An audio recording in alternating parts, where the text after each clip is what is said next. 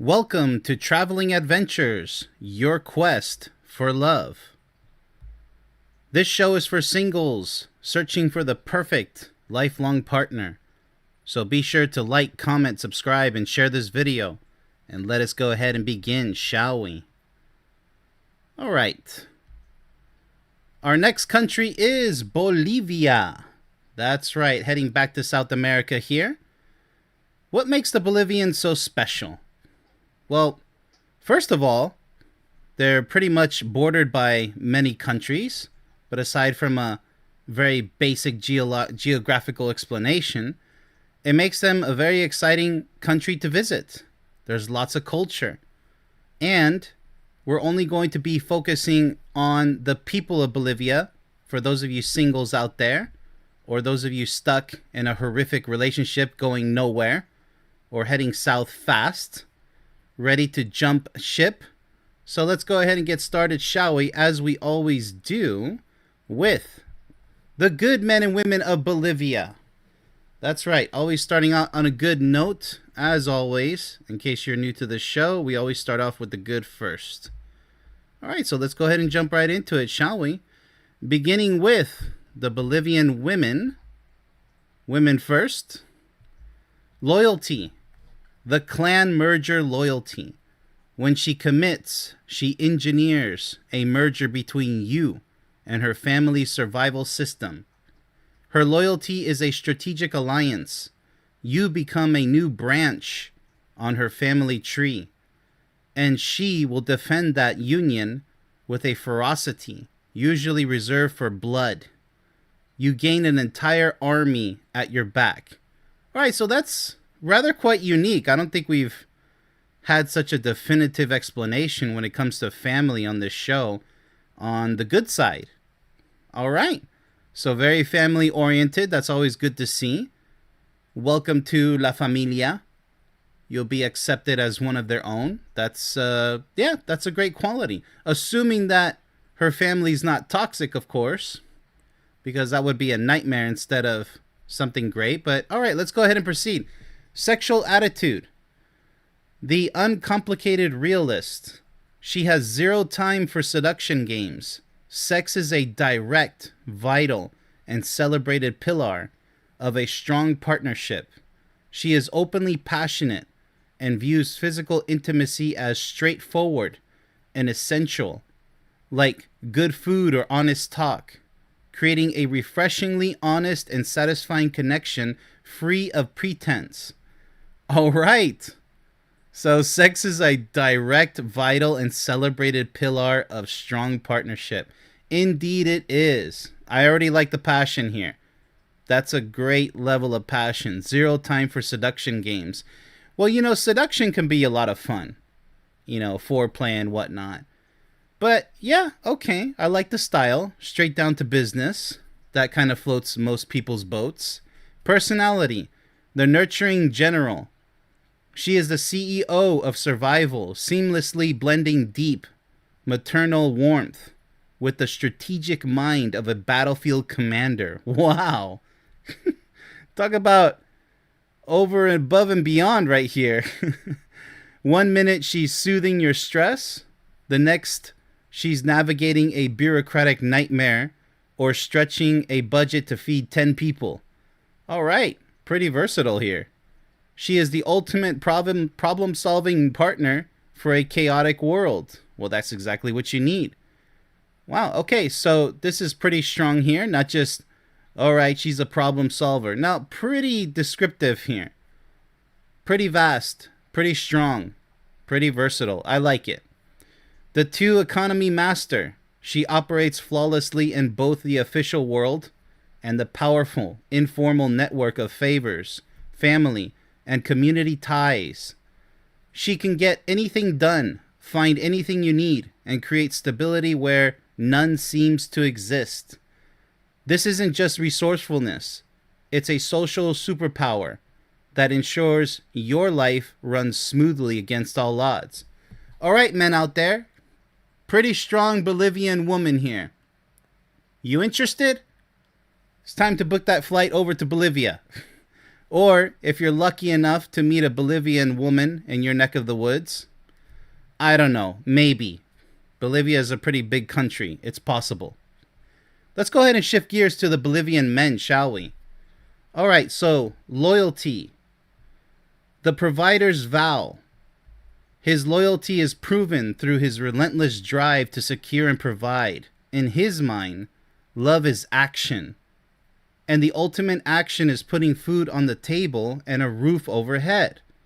All right, that's pretty powerful, pretty traditional. No matter the personal cost, his commitment is in the sweat of his labor, making you feel fundamentally secure. All right, strong provider, relentless man here, Bolivian man. I like it. Sexual attitude, the confident possessor. He makes you feel claimed. His desire is direct. Similar to the Bolivian women. Confident and physical. He takes clear masculine initiative and derives deep pride from your satisfaction. Wow, I love that. Which he sees as a direct reflection of his capability as a man. Indeed, that's what a real man does. Your satisfaction's my satisfaction. The experience is intense, focused, and leaves no doubt about his attraction. All right, so what are you waiting for, women out there who are struggling to find an ideal man, a real man? Bolivia has that opportunity. If you find the right one. Personality, the social anchor. His identity and worth are built within his community. This makes him deeply responsible to a network of people. Highly social, that's always good. You don't want a weak, silent loser. A poor excuse for a man. A man of few words. No, that's a loser of few words. Highly social. You don't have to be the loudest, but you got to speak up. And driven by a powerful code of respect. He's not a lone wolf. Yeah, nobody should ever be, unless you're forced to.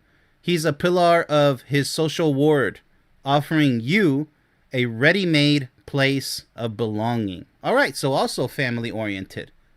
So it looks like they're both on the same page. Sometimes we see this in other cultures, other countries, but not all the time. Sometimes they're on different pages. The celebration philosopher. He understands life is hard, so joy must be seized and magnified. Absolutely. He is the architect of unforgettable fiestas. Party, party. Masterfully organizing food, music, and drink to transform ordinary moments into vibrant, collective celebrations. With him, life has a powerful rhythmic balance of hard work and profound shared release. Hey! You work hard, you gotta party hard. That's how you de-stress. Not that your work should be full of stress, but it's how you handle your life that counts. Doesn't matter what life throws at you. It's how you deal with it. I like it. Similar to the Mexicans. You know, they'll bust out the piñatas and have a great party. Well, Bolivians seem pretty much on the same page. So they know how to work hard and party hard. So you get maturity and you get fun, excitement, adventure. All right. Very strong start for the Bolivians. I'm loving it so far. But in case you're new to the show, as always, we will have to change lanes into the unknown when it comes to the bad men and women of Bolivia in this case. All right. So before we do, big disclaimer if you're new to the show. The following does not apply to all men and women of Bolivia. So you've been warned. Don't get offended. Don't be weak. This is your warning, okay? Obviously, not every man and woman is going to be like this. Maybe they're a hybrid of good and bad. Who knows? All right, let's go ahead and jump into the toxic side. These are the Bolivians that you have to avoid, okay? This is what people say about them. Beginning with the toxic women of Bolivia. Cheating risk, the pragmatic lifeboat.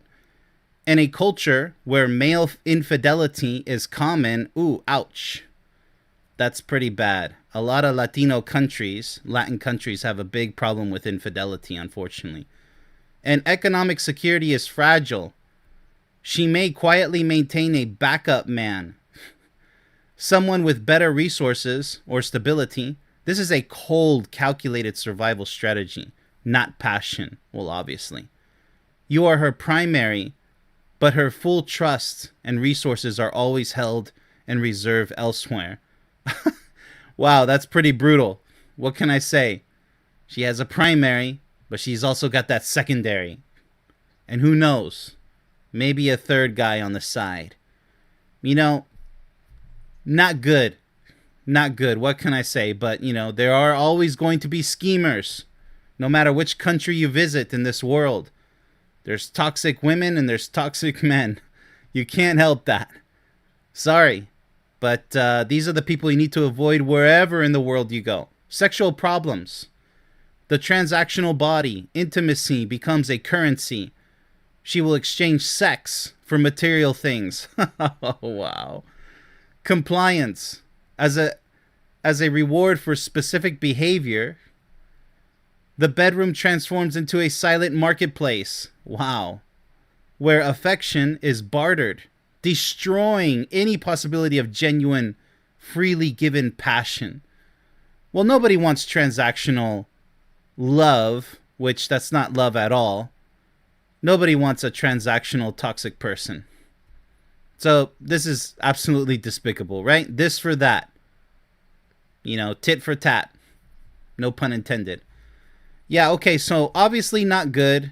It's not necessarily gold digging, but this is what people call a conditional relationship on the toxic side. Because love is conditional.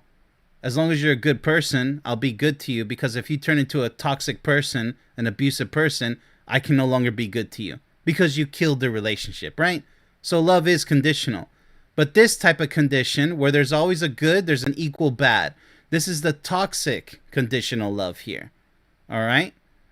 Personality issues. The family tribunal. You do not just marry her, you marry her family's governing board. All right, this is true with many cultures out there. Her mother and siblings have veto power over your major decisions, finances, and parenting. She is their loyal agent, not your independent partner. Every argument ends with, I have to ask my mom. All right, so we have the mama's boy. Well, here's the mama's girl. You don't want a mama's girl. You got to let go of mommy. Take that pacifier out of your mouth. If you had a good mommy, a good mother, that's fine. You can listen to her opinions and recommendations, her wisdom that she has to offer you with her experience. But if she's a toxic mother, well, guess what? Now it's your nightmare. And if she is brainwashed to listen to her toxic mother or toxic family, then you're going to be dragged in that mess altogether. And it's going to be garbage. And it doesn't matter how good the sex is, how good you guys hang out with each other and get along. None of that matters anymore because you're not going to like it. Her family is all up in your business. You don't want that, okay? It's a very bad situation. The trust bankruptcy. A life of navigating scarcity and instability can make her incapable of believing in just because love. Every gift has a hidden motive. Every kind gesture is a down payment on a future demand. All right, so looks like she's building some kind of castle in some imaginary sky here. You constantly fight to prove your love is not a transaction, a battle you are doomed to lose against her ingrained calculus of debt and payback. All right, well, sounds like a pretty complicated situation in that one. You'd have to be sure if you're going to assume that that's the case. I mean, hidden motives, that's an ugly surprise. What can I say? I mean, down payments for that kind of relates more to the transactional body statement with the sexual problems here. This for that. So that's just more of an economic version of that. All right, so pretty bad. I would say these are pretty bad toxic women of Bolivia that you need to avoid. Seriously. All right, let's go ahead and change lanes to the toxic men of Bolivia. Women out there, these are the men that you have to avoid. Cheating risk. The entitled dualist. He often operates on a two-woman system. Oh, wow. The mother of his children for respectability and family, and the mistress for pleasure and ego. He views this not as betrayal, but as fulfilling separate, socially understood masculine roles. No, no, no, no, no. This is a toxic loser right here. Why is one woman not enough? His conscience is clear because in his mind he's meeting all of his duties. You don't have a conscience if you need two women. Why can't one woman be a great mom, a great wife, and be your fantasy? You don't need that woman on the side, right? Obviously that's wrong. I don't have to go that goes without saying. I don't have to say that. But unfortunately, so many toxic males out there believe, well, our ancestors, we used to have multiple partners. It's just the nature of man. No, it's not, you idiot. That's not honor. That's not love. If you want to argue that our ancestors, for you stupid men out there, I have to say stupid because it really does stupefy the level of intelligence that you should have, that men need multiple partners, then you're a loser. Because, number one, you don't cherish anything. You don't value anything. One woman should be more than enough. If she is everything that you're looking for, you don't even have a need, okay? Or even an imagination to imagine yourself with somebody else. You only have eyes for her because she checks off every single block constantly, whenever she can. That's the ideal woman. All right, so women out there, be careful because there's lots of toxic males who don't deserve to be called real men who behave like this. It's not even childish because that would be an offense to children. It's stupidity. They honestly believe that they can have multiple women because, well, I'm a man and I have needs. Avoid those toxic males. Seriously. They don't know what they're talking about and they're trying to justify abusive behavior, infidelity. All right, that's all I'm going to say about that because I can go on and on about that. Sexual problems, the ego performance. Sex is about his prowess, not your connection. He is a performer seeking applause, not a partner seeking mutual discovery. Your pleasure is a secondary trophy to his own conquest narrative, leaving you feeling like a prop in his one-man show of masculinity. All right, so obviously he doesn't love you in that case, okay?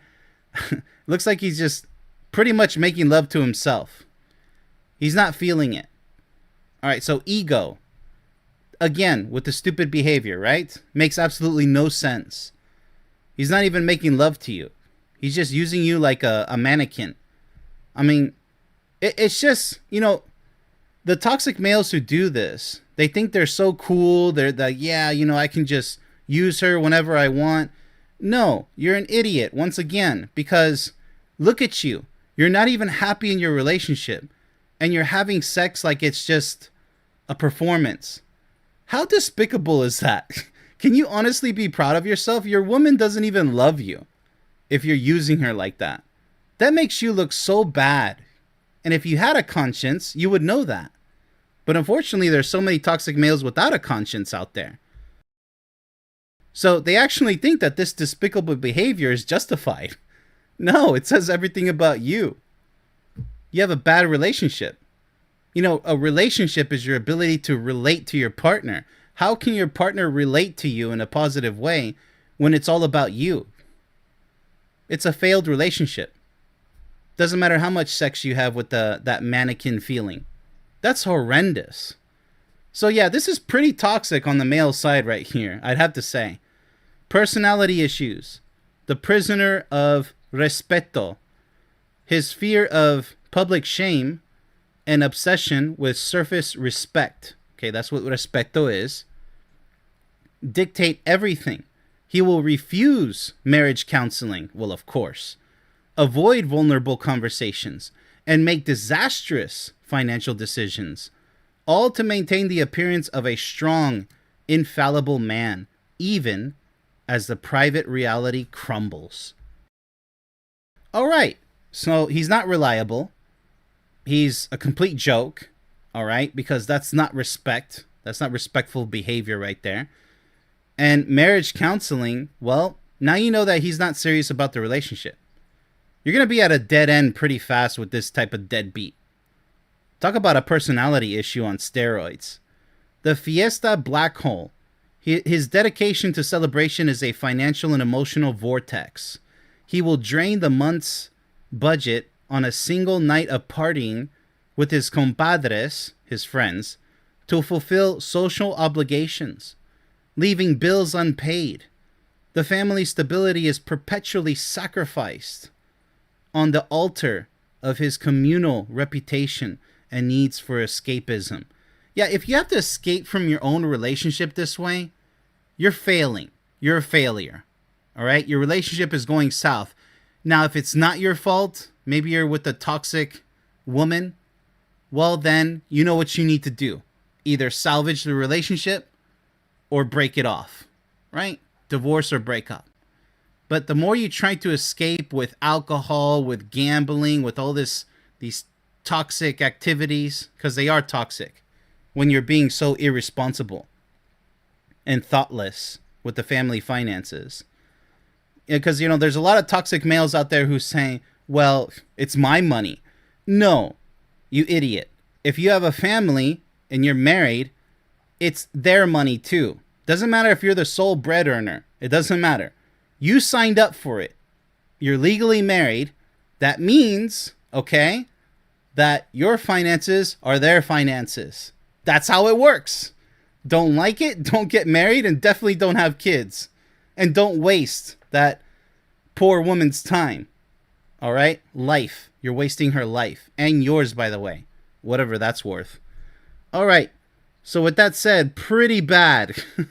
Was not expecting this, but unfortunately, like I said, Latin countries, they do have a big problem with this toxic machismo, toxic masculinity. And the ignorant Americans out there who say there is no such thing as toxic masculinity. Yes, there is. Don't be an idiot. It's everywhere across the world. Toxic masculinity, toxic femininity. Like feminism on steroids, well, that's what toxic masculinity is. It's on steroids. It's all bad. You're being pretty much, toxic masculinity is the same as being like a toxic feminist, but the male equivalent. So with that said, my final verdict.